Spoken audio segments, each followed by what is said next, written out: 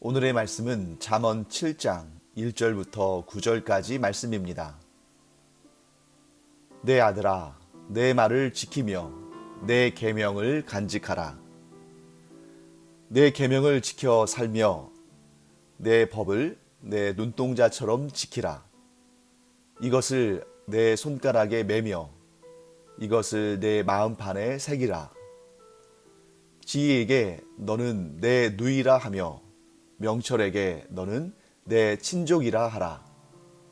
그리하면 이것이 너를 지켜서 음녀에게 말로 호리는 이방 여인에게 빠지지 않게 하리라. 내가 내 집 들창으로 살창으로 내다보다가 어리석은 자 중에 젊은이 가운데에 한 지혜 없는 자를 보았노라. 그가 거리를 지나 음녀의 골목 모퉁이로 가까이 하여 그의 집 쪽으로 가는데 저물 때, 황혼 때, 깊은 밤 흑암 중에라. 네, 오늘도 지혜는 말씀하고 있습니다.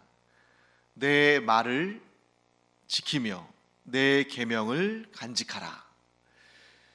이 지혜를 따라 사는 삶이 어떤 삶인지를 우리에게 알려주시는 것이죠. 지혜의 말을 지키며 지혜의 계명을 간직하는 자, 곧 하나님의 계명을 지키며 하나님의 법을 따르는 자. 이와 같이 지혜를 따르며 지혜를 지키며 곧 하나님의 계명과 법을 따르며 그것을 지키는 자에게는 생명이 있습니다. 그리고 상이 있습니다.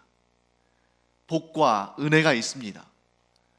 그러니 좋은 것은 계속 반복해서 가르치고 권유하고 권면하고 때로는 좀 억지로라도 좀 강요하는 것처럼 보이지만 이렇게 계속 반복적으로 주장하는 거죠. 왜?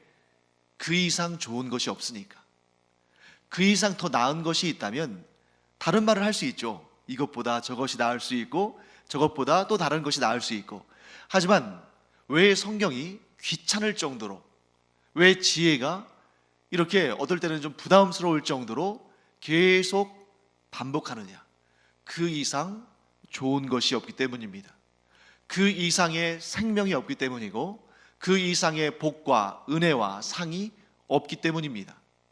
우리에게 가장 좋은 것을 계속해서 반복하는 것은 당연한 것이죠. 그 가장 좋은 것이 무엇입니까? 하나님께서 주시는 영원한 생명, 하나님께서 주시는 무한한 복과 은혜, 하나님께서 주시는 가장 귀한 상, 이것보다 더 좋은 것이 있다면 우리는 지금 이 잠언의 말씀에서 계속 반복되는 내 계명과 내 법을 지키라 하는 이 지혜의 말씀, 곧 하나님의 명령과 하나님의 법을 지키라는 이 말씀을 귀찮게 여겨도 됩니다.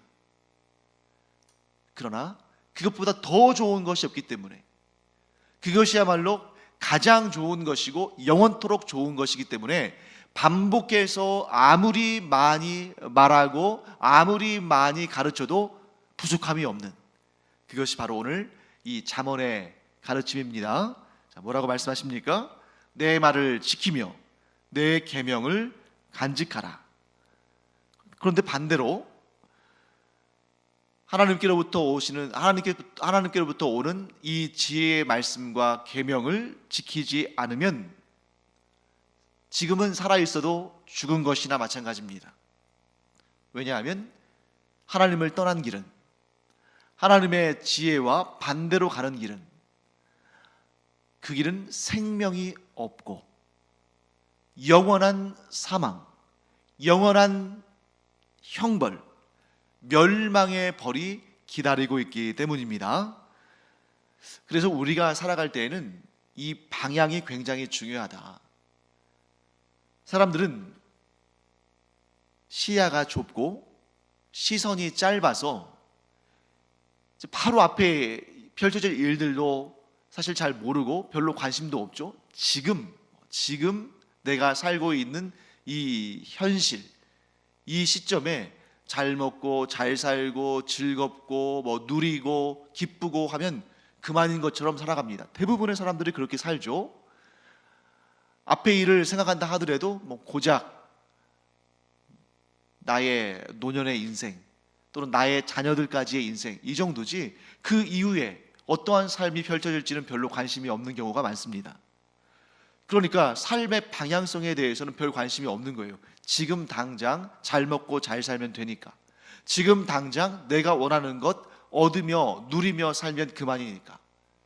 그런데 우리가 우리의 삶에 대해서 깊이 생각하고 우리의 삶이 이 세상에서 끝나는 것이 아니라 이 세상 다음에 영원한 세상이 있다는 것을 우리가 안다면 우리의 인생의 방향에 대해서 진지하게 고민하게 됩니다.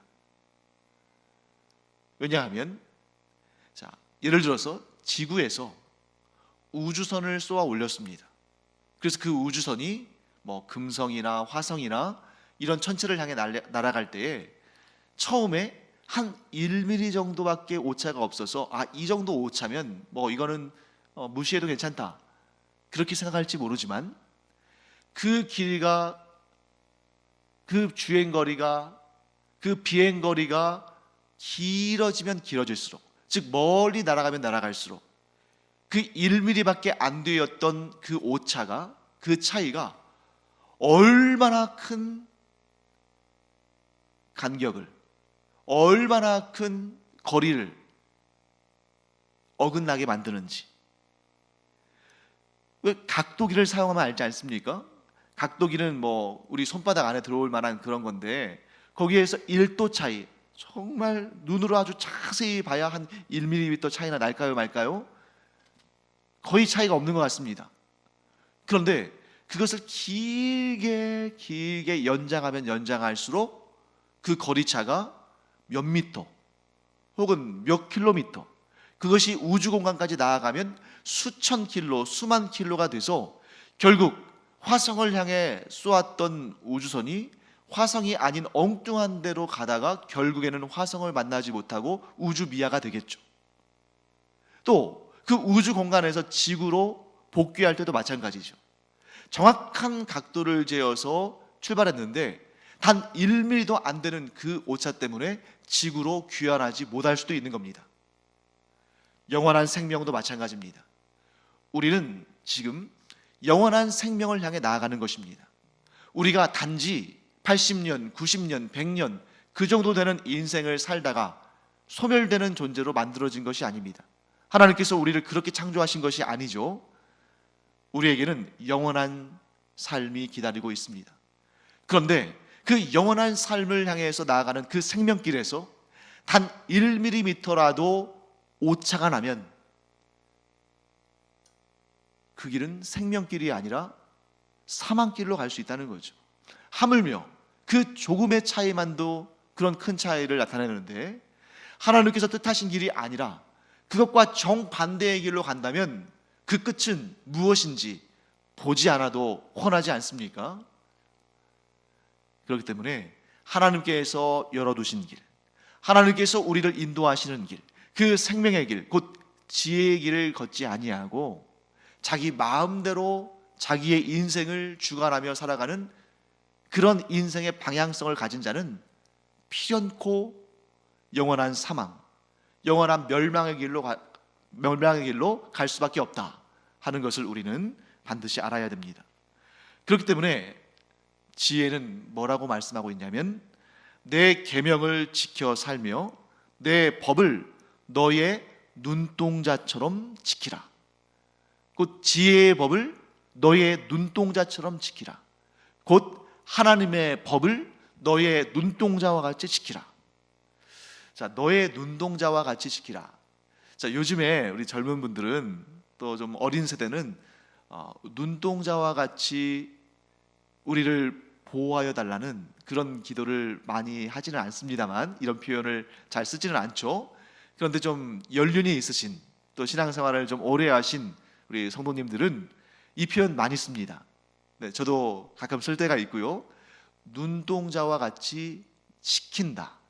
하나님께서 우리를 눈동자와 같이 지키시고 또 우리는 하나님의 법을 눈동자와 같이 지킨다. 어떤 의미가 있습니까? 너무 간단하죠. 우리가 우리의 일상의 일을 생각하면 됩니다. 자, 우리 눈에 어떤 물체가 조그만한 먼지나 모래 조각도 포함이 되겠죠. 어떤 물체가 우리 눈을 향해서, 우리 눈동자를 향해서 날아오면 우리 어떻게 합니까? 피하죠. 그런데 우리가 피할 새도 없이 갑작스럽게 어떤 물체가 우리 눈동자를 향해서 날아오게 되면 나도 모르는 사이에, 내가 그런 생각도 하지 않았는데 내 몸에게, 내 눈꺼풀에게 그런 명령을 내리지도 않았는데, 즉 내 뇌에서 그러한 반응을 보이지도 않았는데 나도 모르게 내 눈꺼풀이 깜빡거리고 눈을 감아버리죠. 왜 그렇습니까? 소중한 눈동자를 보호하기 위해서 우리의 자율신경이 스스로 반응한 것입니다. 왜 하나님께서 우리의 몸에 그런 자율신경을 두셨을까요?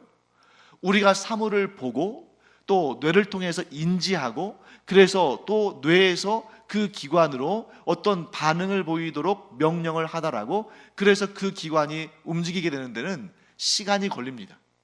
그래서 하나님께서 우리의 몸을 창조하실 때에 중요한 부위들을 보호하시기 위해서 자율신경을 두시고, 그 자율신경은 우리가 인지하고 뇌에서 생각하고 그 또한 어떠한 반응을 신체 기관에 보내고 하는 그러한 과정 거치지 않고 저절로 자율적으로 반응하도록 만드신 거죠. 왜? 중요한 부위일수록 그곳을 잘 지켜야 되니까. 사랑하는 성도 여러분, 우리가 영적인 자율신경이 예민한 사람들 되기를 축원합니다.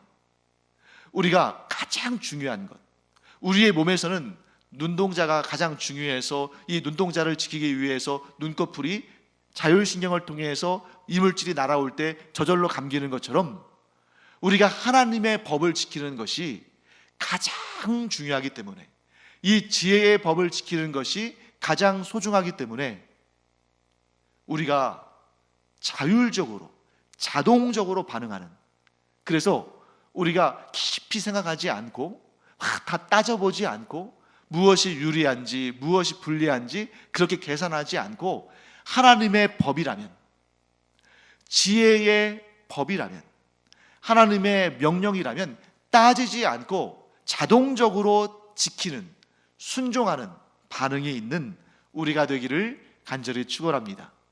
그래서 우리가 지혜로운 자라면, 하나님께서 주신 지혜로 무장된 자라면 영적인 자율신경이 우리 가운데 있어서 내가 깊이 분석하고 탐구하고 연구하지 않아도 나의 영적인 자율신경이, 그렇게 세팅되어 있는 나의 그 민감한 자율신경이 악한 길로는 가지 않도록, 그 악한 무엇인가가 그 악한 것에 낌새만 있어도 자동적으로 몸이 거부하는 반응을 일으키고, 하나님께서 기뻐하시는 일에는 내가 깊이 생각하고 분석하지 않아도 자동적으로 내 마음이 기쁘고 즐거워지는 그런 영적 자율신경이 민감한 우리가 되기를 간절히 축원합니다. 그것을 문학적인 표현으로 성경에서 뭐라고 말씀합니까? 눈동자를 지키는 것 같이, 너의 그 소중한 눈동자를 지키는 것 같이 지혜의 법, 곧 하나님의 법을 지켜라. 우리의 영적인 자율신경이 아주 민감해서 하나님께서 기뻐하시는 일에는 즉각적으로 반응하고, 하나님께서 싫어하시는 일에는 아예 마음을 두지 아니하고 눈길도 두지 않는 그런 은혜가 있기를 간절히 축원합니다. 자, 그런데 오늘 이 본문에는 그런 영적인 자율신경이 둔한 사람이 등장하죠. 오늘 본문의 후반부를 보면 어떤 내용이 나오냐면 음녀에게 빠져드는 그런 사람이 등장합니다.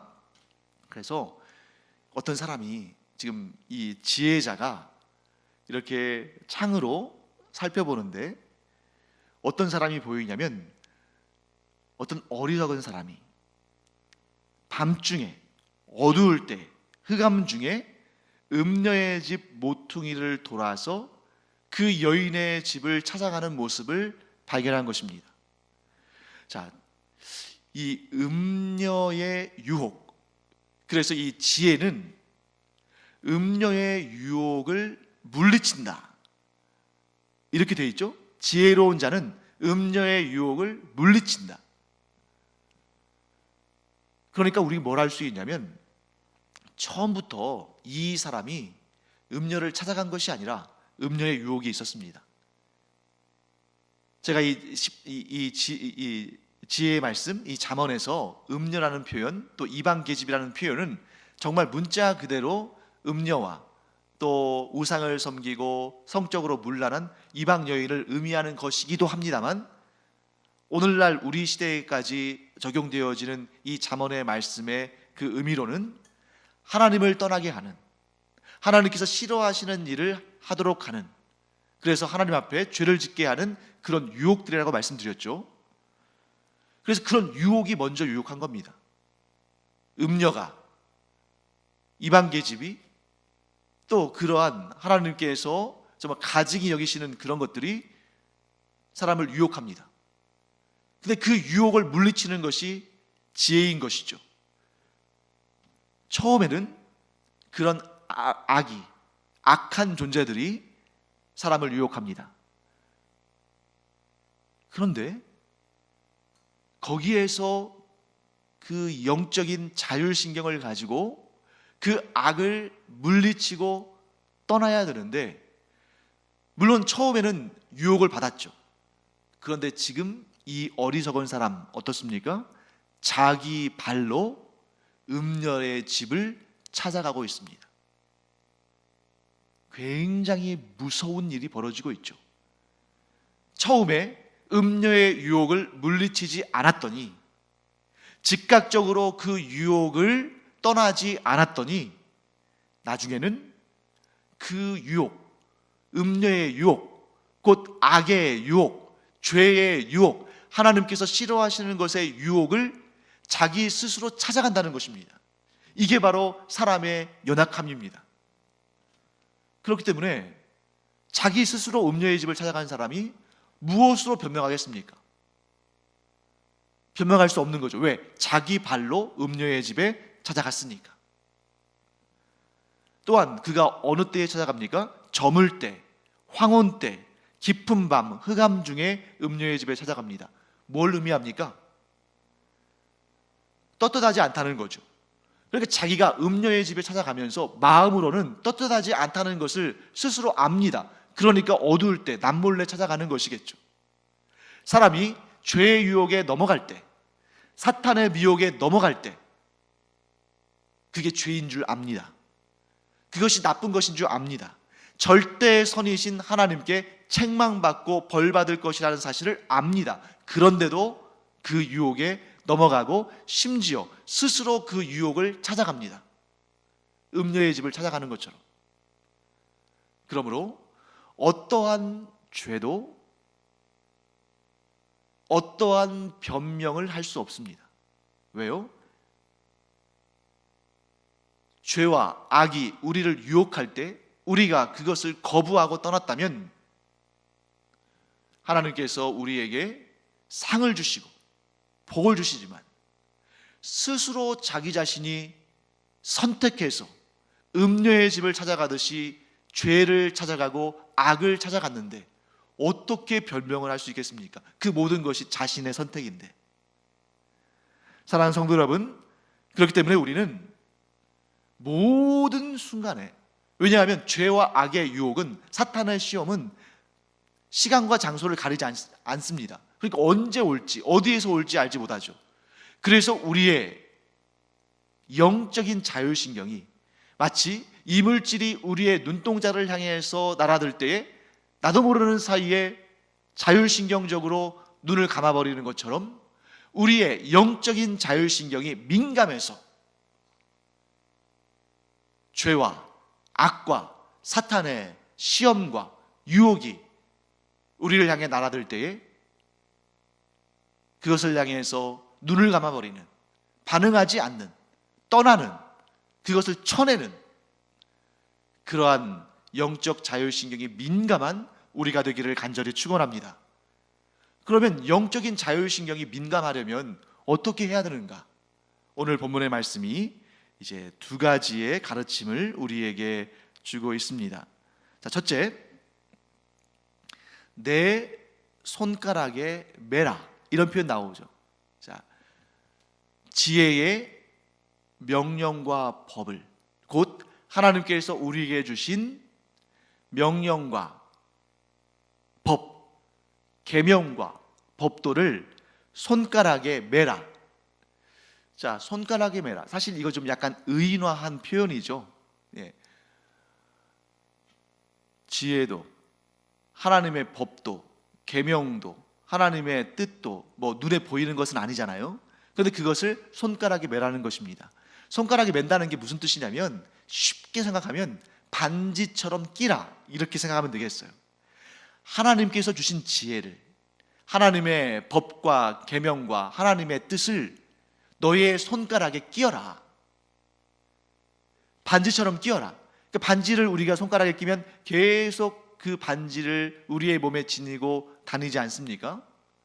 그런데 여기에서도 이 반지는 어떤 반지냐면 그냥 액세서리 반지가 아니라 결혼 반지와 같은 것입니다.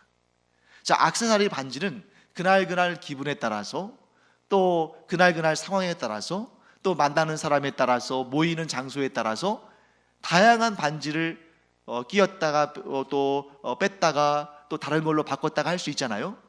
하지만 결혼 반지를 여러 개 준비해서 다양하게 끼는 사람도 없고, 또 결혼 반지를 여러 명과 결혼해서 여러 사람과 결혼식 때 받았던 결혼 반지를 그 손가락에, 열 손가락에 다 끼고 다니는 사람도 없겠죠. 결혼 반지는 한 개입니다.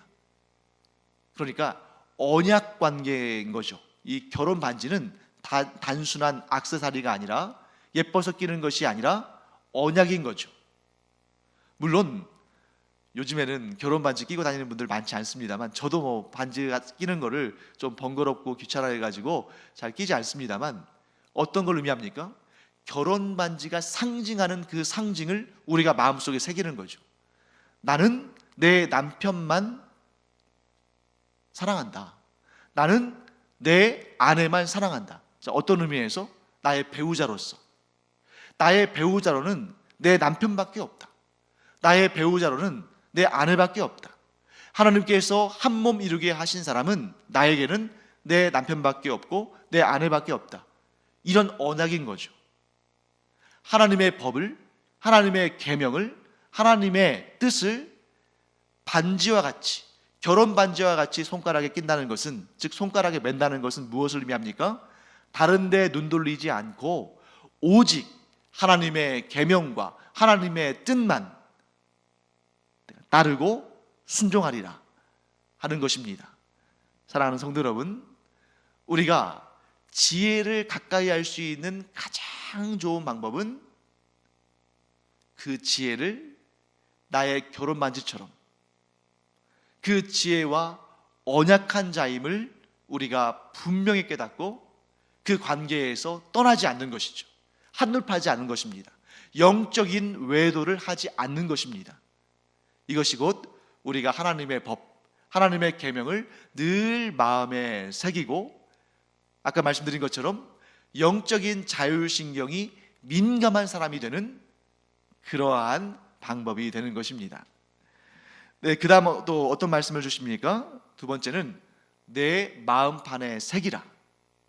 자, 하나님께서 하나님의 계명, 10계명을 이스라엘 백성들에게 주실 때에 두 돌판에 새겨주셨죠. 자, 두 돌판에 새겨주신 이유는 무엇입니까? 그 돌의 특성, 곧 오랜 세월이 지나도 변하지 않는 돌에 새겨주심으로 변함없이 그 말씀을, 그 계명들을 지키라 하시는 뜻이 거기에 담겨 있습니다. 하지만 돌판에 새긴 이 10계명, 곧 하나님의 계명을 받은 사람들이 그들이 끝까지, 그들의 인생 끝까지 하나님만 섬기고 하나님의 계명만 지켰습니까? 그렇지 않았잖아요. 그렇기 때문에 오늘 잠언의 말씀은, 그리고 성경은 곳곳에서 하나님의 계명과 하나님의 명령과 하나님의 법을 어디에 새기라고 말씀하십니까? 너희의 마음판에. 우리의 마음판에 새긴다는 것은 영원토록 하나님의 계명과 법을 잊지 말고 항상 그 뜻을 즐거워하고 그것을 지키라는 말씀입니다. 그래서 사랑하는 성도 여러분, 우리가 이 영적인 자율신경이 민감한 그런 참다운 지혜로운 자가 되기 위해서는 항상 하나님의 말씀을, 하나님의 계명을, 하나님의 뜻을 마음에 새기고 마음판에 새기고, 그 다음에 또 어떤 말씀이 나옵니까? 지혜에게 너는 내 누이라 하며 명철에게 너는 내 친척이라 하라. 늘 하나님의 말씀을 가까이 하는 삶, 늘 하나님의 말씀을 읽고 배우고 묵상하는 삶, 늘 그 하나님의 말씀, 곧 하나님의 명령과 계명을 우리의 삶에서 실천하고 떠나지 않는 그런 삶, 이런 삶을 살 때에 우리의 영적인 자율신경이 아주 민감해져서 어떠한 악이 우리를 미혹한다 할지라도 즉각적으로 그것에 대해서 거부 반응을 일으키는, 하나님께서 기뻐하시고 하나님께서 뜻하신 일에는 아주 좋은 그러한 내 마음이 기쁜 즐거운 그런 영적인 아주 민감한 반응을 일으키는 그런 우리가 되기를 간절히 축원합니다. 기도하겠습니다. 하나님, 주님의 은혜를 감사드립니다. 많은 사람들이 이 세상에 살고 있지만 그러나 영적으로 너무나 둔감해서 하나님의 뜻을 깨닫지도 못하고 따르지도 않는 그런 안타까운 상황 가운데 있는 것을 봅니다. 하나님, 저희들 주님께서 사랑하심으로 이 영적인 자율신경이 아주 민감해지게 하여 주시옵시고, 그래서 악은 그 모양이라도 우리 가운데에 있지 않도록 배격하고 오직 하나님께서 기뻐하시는 일에만 마음을 두는 하나님의 사람들 되게 하여 주시옵소서. 감사드리며 예수님의 이름으로 축복하며 기도합니다. 아멘.